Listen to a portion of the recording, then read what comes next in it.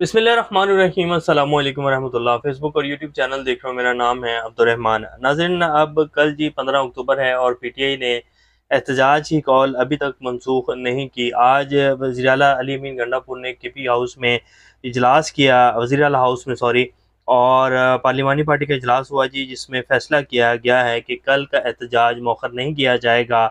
शर्त वही है कि इमरान खान साहब से मुलाकात करवाई जाए। सुबह से खबरें चल रही थी कि जी पीटीआई ने कल दरख्वास्त दायर की और फिर जो है वजारत दाखिला की तरफ से ये आ गया बयान कि जी दरख्वास्त तो आ गई है, लेकिन हमने ये नहीं कहा कि हम मुलाकात करवा देंगे। अभी थोड़ी देर पहले जो है जियो न्यूज़ के ऊपर ये खबर चली है कि जी मुलाकात आज रात करवा दी जाएगी बैरिस्टर गौहर अली खान और जो जो पीटीआई कह रही है कि जी उनकी बहन, इमरान खान की बहन भी हों, और साथ जो सुन्नी इत्तेहाद कौंसिल के सरबराह हैं साहिबजादा हामिद रज़ा, वो भी होंगे, तो मुलाकात आज करवा दी जाएगी। अब इस हवाले से जी कल क्या एहतजाज होगा और क्या मुलाकात करवा दी जाएगी, क्या तफसीलात हैं, आपके सामने रखेंगे। मौलाना फजल रहमान साहब ने मीडिया से गुफ्तगू करते हुए कहा है कि जी आइनी तरमीम के ऊपर जो है काफ़ी हद तक इत्तफाक राय हो गया है। अब कौन सी आइनी तरमीम के ऊपर इत्तफाक राय हुआ है जी, कौन से मसवदे के ऊपर इत्तफाक राय हुआ है, वो भी आपके सामने रखेंगे। बिलावल भुट्टो साहब आज फिर जो हैं भड़के हैं कुछ, और उन्होंने कहा है कि जी आइनी तरमीम तो लाज़मी होगी। उन्होंने इमरान खान साहब को भी तनकीद का निशाना बनाया, वो भी आपके सामने रखेंगे। सुहेल बड़ाई साहब जो हैं उन्होंने भी कुछ फरमाया है जी, सीनियर तजिया निगार हैं पाकिस्तान के। वो इस सारी सूरत हाल को देखते हुए क्या कह रहे हैं, शोहरत और ताकत का मुआजना वो कर रहे हैं और उसमें वो किसको नंबर ज़्यादा दे रहे हैं, वो भी आपके सामने रखेंगे। और लास्ट में जो पंजाब कॉलेज का वाक़या हुआ लाहौर में, वज़ीर तालीम पंजाब क्या कह रहे हैं उस वाक़े को लेकर, और जो दुनिया न्यूज़ चैनल है वो क्या कह रहे हैं इस वाक़े को लेकर, क्योंकि वो मियाँ आमिर महमूद का और पंजाब कॉलेज भी मियाँ आमिर महमूद का है। तो दुनिया न्यूज़ का मौक़िफ़ जो है वो बाकी तमाम मीडिया से डिफरेंट है, वो क्यों? उसके हवाले से भी कुछ तफ़सीलात हैं जो आपके सामने रखेंगे। इससे पहले अगर आप लोगों ने चैनल को सब्सक्राइब नहीं किया तो रेड बटन को प्रेस कर लें और बेल आइकॉन को भी प्रेस कर लें, ताकि लेटेस्ट अपडेट्स आप लोगों को मिलती रहें। ये जो हमारा ताल्लुक़ है ऐसे ही जुड़ा रहे। इमरान खान साहब की मुलाकात जी हुकूमत ने बहुत बड़ी बोंगी मारी है। मैं तो ये कहूँगा कि इनको मुलाकात पहले ही करवा देनी चाहिए थी। क्या कहा जा रहा था पीटीआई की तरफ से कि जी मुलाकात करवा दीजिए, और मुलाकातें तो इमरान खान साहब से पहले ही चल रही थी। ये तो ख़ास तौर पे जब से अली अमीन गंडापुर जो हैं वो वापस नमूदार हुए, वो केपी की असम्बली में आए, तो उसके बाद आगे ये एसयू समिट होने जा रही थी, तो उन्होंने कहा कि अब क़यादत जो है वो इमरान खान साहब से मिलेगी और इमरान खान दोबारा कोई जो है वो एहतजाज की कॉल ना दे दें, तो इनकी मुलाकातें बंद कर दो। अब मुलाकातें तो बंद हो गई, लेकिन अब ये नहीं पता था कि इमरान खान के बगैर भी जो है वो पार्टी एहतजाज की कॉल दे देगी। अब एन टाइम जो है वो एसयू समिट चल रही है, पूरी दुनिया से मेहमान जो है पाकिस्तान पहुंचे हुए हैं, आज चीन के वज़ीर आज़म भी पाकिस्तान आ गए हैं, तो अब पीटीआई ने एहतजाज की कॉल दे दी है जी। अब क्या हुकूमत ये इस टाइम इस चीज़ की मुतमिल हो सकती है कि एक तरफ जो है वो एसयू समिट हो रही है, पूरी दुनिया का मीडिया इस्लामाबाद में मौजूद है, और दूसरी तरफ इमरान खान और उनके कारकुनान जो हैं, जो प्रोटेस्टर्स हैं, पाकिस्तान की अवाम 70% अवाम उनके साथ है, और पूरी दुनिया को ये भी पता है कि जी पाकिस्तान में इलेक्शंस में क्या हुआ है। पूरी दुनिया के मीडिया ने पाकिस्तान के इलेक्शन के हवाले से बातें की कि जी ये किस तरह का इलेक्शन हुआ है, रात को 2-3 बजे जो है वो रिजल्ट चेंज कर दिए गए। फॉर्म 45 की खबरें जो हैं पूरी दुनिया के मीडिया के ऊपर लगी, और फिर ये भी बात हुई कि जी काजी फाइज़ जो सुप्रीम कोर्ट है वो क्यों खामोश है, क्यों इतनी जो वायलेशंस हो रहे हैं ह्यूमन राइट्स की उसके ऊपर काजी साहब खामोश हैं, और बरतानिया की तरफ से बाकायदा जो है काजी साहब के खिलाफ लिखा गया आर्टिकल। तो ये बात तो पूरी दुनिया को पता है कि जी पाकिस्तान में क्या हुआ, और फिर ये भी पता है कि इमरान खान जो है मोस्ट पॉपुलर लीडर है पाकिस्तान का, उसको जेल में डाला हुआ है, और फिर ऑक्सफोर्ड के इलेक्शन के हवाले से भी सारी दुनिया जानती है।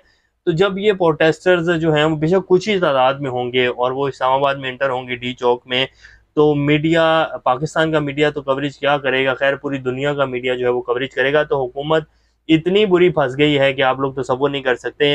ये मुलाकात जी आज रात होगी या सुबह सुबह करवा दी जाएगी, लेकिन मुलाकात ज़रूर करवाई जाएगी। पीटीआई को प्रोटेस्ट जो है वो नहीं करने दिया जाएगा, और ये कहा जाएगा कि जी आप कॉल कैंसिल कर दें, हम आपकी मुलाकात करवा रहे हैं, आप देख लीजिएगा। 99% चांसेस यही हैं। हाँ, हुकूमत अगर अपने पाँव पर खुद कुल्हाड़ी मारना चाहती है तो इसके हवाले से फिर कुछ नहीं कहा जा सकता, लेकिन हुकूमत भी खुद कुल्हाड़ी क्या मारेगी जी, जो हुकूमत को चलाने वाले हैं वो कभी भी नहीं चाहेंगे कि एससीओ समिट के दौरान जो है वो पाकिस्तान में कोई ऐसा वाक़या हो जिसकी जो है पूरी दुनिया में कवरेज हो, और फिर जो है हमारे लिए यही शर्मिंदगी का बाइस बनेगा ना। तो ये मुलाकात करवा दी जाएगी, आज रात करवाई जाए या सुबह करवाई जाए फर्स्ट टाइम, लेकिन करवा ज़रूर दी जाएगी। इसके अलावा कोई चारा नहीं है। और मुलाकात का ही कहा जा रहा है जी, कौन सी क़यामत आ जाएगी और क्या हो जाएगा। इमरान खान साहब से मुलाकात करवा भी दी जाएगी, अगर रात या सुबह मुलाकात करवाई जाती है तो पीछे 2 दिन पीछे रह जाएंगे जी। क्या इमरान खान जो है वो कल की परसों की जो है वो टेस्ट की कॉल दे देंगे? तो ऐसा नहीं हो सकता। इमरान खान को भी पता है कि क्या सूरत हाल चल रही है। अब आ जाते हैं जी, मौलाना फजलुर रहमान साहब जो हैं, उन्होंने टंडो वाला यार में गुफ्तगू करते हुए कहा है कि पार्लियामेंट का काम है आइन और कानून में तरमीम करना, लेकिन आइनी तरमीम आती है तो इस पर इख्तलाफ भी होता है। उन्होंने कहा कि हुकूमत के मसवदे पर एतराज़ किया था क्योंकि हुकूमत के मसवदे से अदलिया और आवाम के हकूक़ तबाह हो जाते। जो चीज़ें हमने मुस्तरद की वो वापस ले ली गई हैं और उम्मीद है हमारे मुतालबात कबूल कर लिए जाएंगे। अब इसको, ये जो खबर है कि जी मौलाना साहब जो है उन्होंने इत्तफ़ाक़ राय कर लिया, इसको पूरा मीडिया जो है वो चला रहा है और उसको इस तरह चला रहा है कि जैसे मौलाना साहब ने हुकूमती मसवदे के ऊपर जो है इत्तफ़ाक़ राय कर लिया है और काज़ी साहब जो है उनकी उम्र की हद भी बढ़ा दी जाएगी, आईनी अदालत का क़याम भी हो जाएगा और तमाम जो तरमीमें जो फर्स्ट टाइम करने जा रहे थे ये उसके ऊपर इत्तफ़ाक़ राय हो गया। हालाँकि ऐसा कुछ नहीं है। मौलाना साहब ने जो मीडिया से गुफ्तगू की है उसमें उन्होंने कहा कि जी हमारी जो मुतालबात थे, अब मौलाना साहब का मुतालबा है कि जी आईनी अदालत तो नहीं बननी चाहिए, आईनी बेंच बना दें आप और तमाम अदालतों में बना दें, ठीक है। उम्र की हद जो है वो 65 साल होनी चाहिए और जो है काजी साहब की भी वो कहते हैं कि जी इनको भी नहीं लगाना चाहिए, इनको रिटायर होने दें और जस्टिस मंसूर अली शाह जो हैं वो चीफ जस्टिस ऑफ पाकिस्तान होंगे और इसके ऊपर भी तमाम जमातें मुत्तफिक होंगी तो हम आपको वोट डाल देंगे। तो ये इत्तफाक़ राय है। लेकिन इस टाइम जो मीडिया के ऊपर और जो कुछ सहाफ़ी हैं, जो हुकूमती तर्जुमान है, वो ये खबर चला रहे हैं कि जी वाह बल्ले जी बल्ले, मौलाना साहब ने जो है इत्तफाक़ राय कर लिया है। जैसे पहले भी खबरें चलती रही हैं और बाद में जो है फिर JUI की तरफ से तरदीद आती थी कि जी हमने ऐसा कोई इत्तफाक़ राय नहीं किया है। तो बहरहाल ये सूरत हाल है जी तरमीम के हवाले से। मौलाना साहब तभी वोट डालेंगे जी जब PTI और मौलाना फजलुर रहमान जो हैं वो एक उसके ऊपर आ जाएंगे और आइनी अदालत के हवाले से PTI का सेम मौक़िफ़ वही है जो मौलाना साहब का है। तो इसके ऊपर वो अगर मान ली जाती है तो फिर ठीक है, फिर इस आइनी तरमीम को होने देना चाहिए। लेकिन आइनी अदालत का क़याम और 68 साल की उम्र की हद और काज़ी साहब को जो है आइनी अदालत का चीफ जस्टिस, ये तरमीम हुई तो फिर किसी सूरत में जो है ना तो वोट मिलेंगे इनको JUIF के मौलाना के और ना ही ये तरमीम होने जा रही है। बिलावल भुट्टो साहब जो हैं आज उन्होंने भी खिताब करते हुए कहा कि जेल में बैठे हुए शख्स की वजह से अपने कायद का वादा भूल जाएँ, ये नहीं हो सकता। अब बंदा इनसे पूछे कि जी जिस दिन आप लास्ट जो पहली तरमीम आप लोगों ने पेश की और रात को जो है आप 10 बजे चक्कर लगा रहे थे मौलाना के घर के और पूरा ज़ोर लगाया जा रहा था, उस दिन आपको नहीं पता था कि कायद का जो आइन है उसको हम खुद अपने हाथ से दफन करने जा रहे हैं। जो आइनी तरमीम आप करने जा रहे थे हुकूमत के साथ मिलकर, जिसका मसौदा भी आप लोगों के पास नहीं था और एंड टाइम तक जो है वो ना तो हुकूमत के पास था और ना पीपल्स पार्टी के पास था, तो फिर बिलावल भुट्टो और ये दोनों जमातें किस तरह भाग भाग के जो है मौलाना के पास जा रही थी और क्यों तरमीम करवाना चाह रहे थे।